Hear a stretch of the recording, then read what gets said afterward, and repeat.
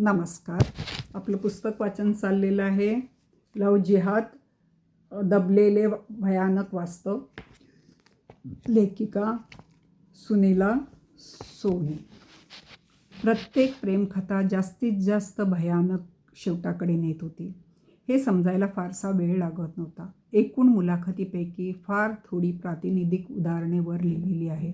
प्रत्येक उदाहरणामधून युवतींचा प्रवास विशिष्ट 3 टप्प्यातून होतो. ही गोष्ट अधोरेखित होत आहे. त्याचप्रमाणे या प्रेमकथांमधूनही विशिष्ट व्यूहरचना निश्चितपणे डोकावत होती.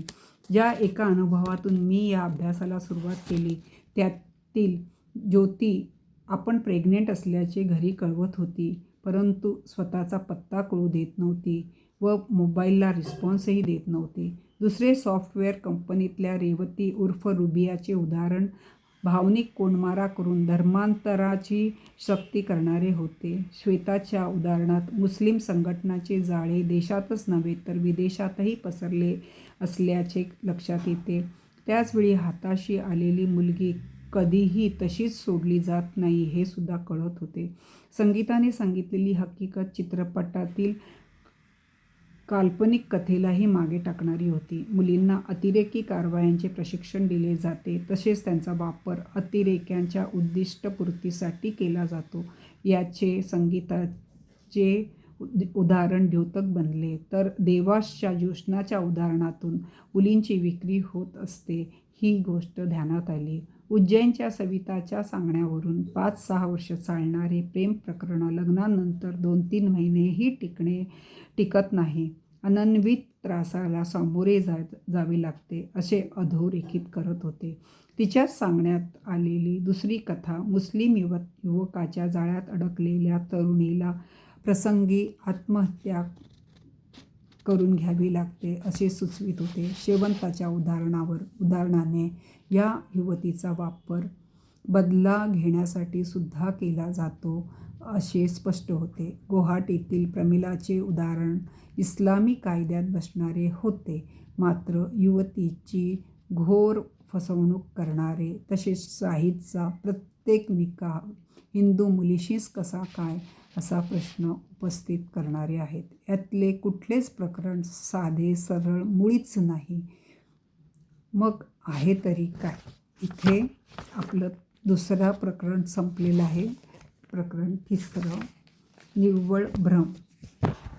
मुस्लिम युवकांच्या मिठीत नव्हे तर मगरमिठीत सापडलेल्या, परंतु कधी पोलिसांच्या तपासामुळे, कधी नातेवाईकांच्या पाठलागामुळे, कधी सहानुभूतीदारांच्या धारिष्ट्यामुळे ज्या आपल्या घराकडे परत आल्या, नव्या घरात वसविल्या, प्रामुख्याने अशाच तरुणीशी संवाद साधण्याचा, त्यांना बोलतं करून त्यांच्या मुलाखती घेण्याचा विविध ठिकाणी जाऊन मी प्रयत्न करत होते. युवतींच्या मुलाखतीचा गोषवारा एकत्र केला असता प्रत्येकाची कथा ठराविक टप्प्यातून गतीने पुढे जात असल्याचे प्रकर्षाने लक्षात आले.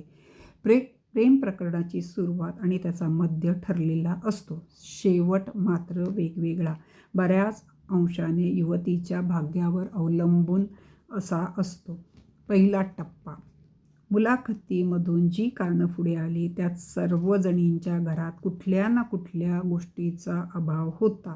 कधी भीषण दारिद्र्य, कधी आई वडील चंचल असणे, मुलींच्या व्यक्तिमत्वाची उपेक्षा होत असणे असे तिला वाटणे, भांडणे, मागण्या मान्य करण्याची परिस्थिती नसणे किंवा मागण्या मान्य न होणे, स्वातंत्र्याचा अभाव, शिक्षणाचा अभाव किंवा प्रभाव असणे, घरातल्यापेक्षा मध्यस्थावर प्रचंड विश्वास असणे, झगमगाटाची भुरळ पाडणारा स्वभाव असणे, मज्जा करण्यासाठीच तरुणाई असते असे विचार करणाऱ्या मित्रमंडळीचा सहवास, सर्वात महत्त्वाचे म्हणजे 13 ते 21-22 वय, यापैकी काही किंवा सर्व कारणे घरातील व्यक्तीपेक्षा दुसरा जवळचा वाटण्यासाठी कारणीभूत ठरली आहेत.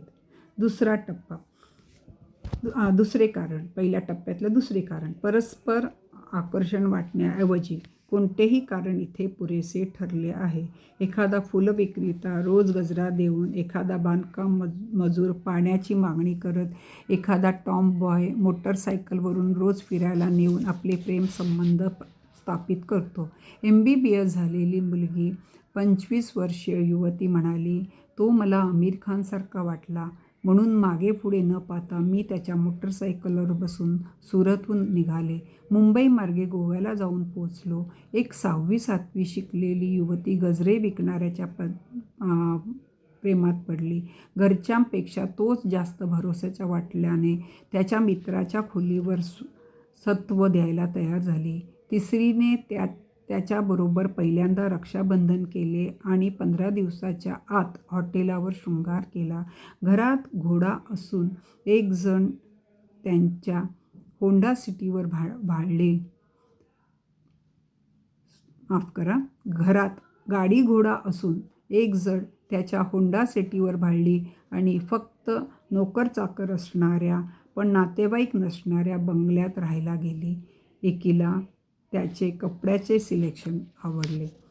पहिल्या टप्प्यातलं तिसरं कारण, अनेक प्रेम प्रकरणामधून युवकांच्या प्रेमाची सुरुवात ग्रुपने झाली. ग्रुपमधलाच कोणीतरी तिचा भाऊ, जवळचा मित्र, जिवलग मैत्रीण बनते. काही प्रकरणातून पहिली ओळख करून देण्याचे काम दोघांची सामायिक मैत्रीण, शेजारी, एखादा दुकानदार याने केले.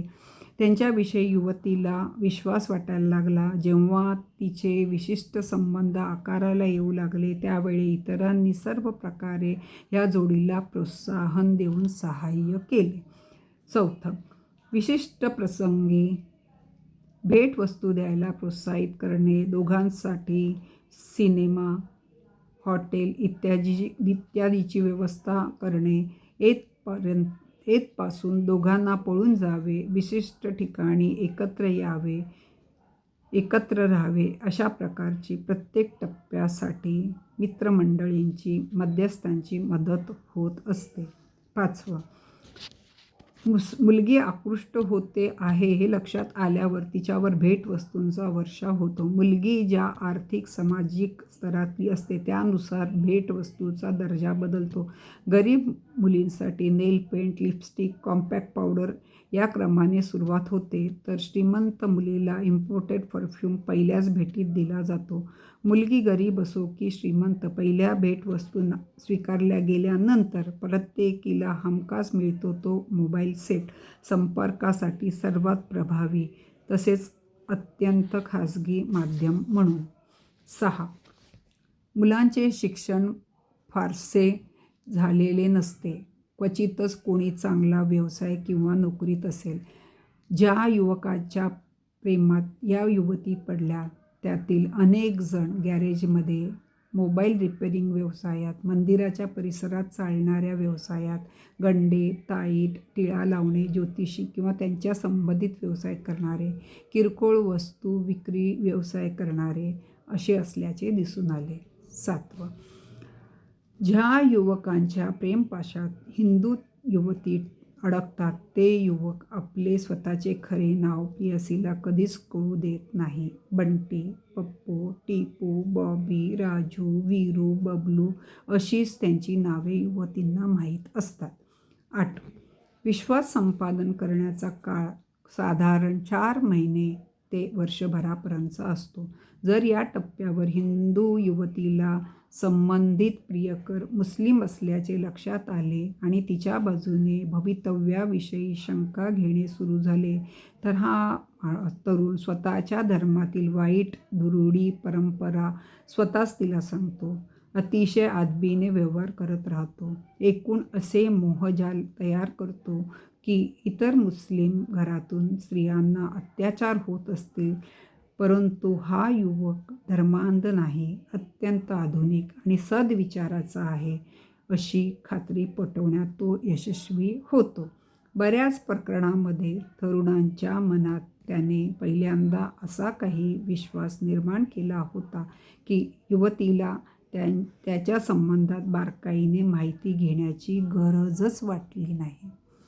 आज आपण इथेच थांबू. उद्यापासून दुसरा टप्पा बघूया.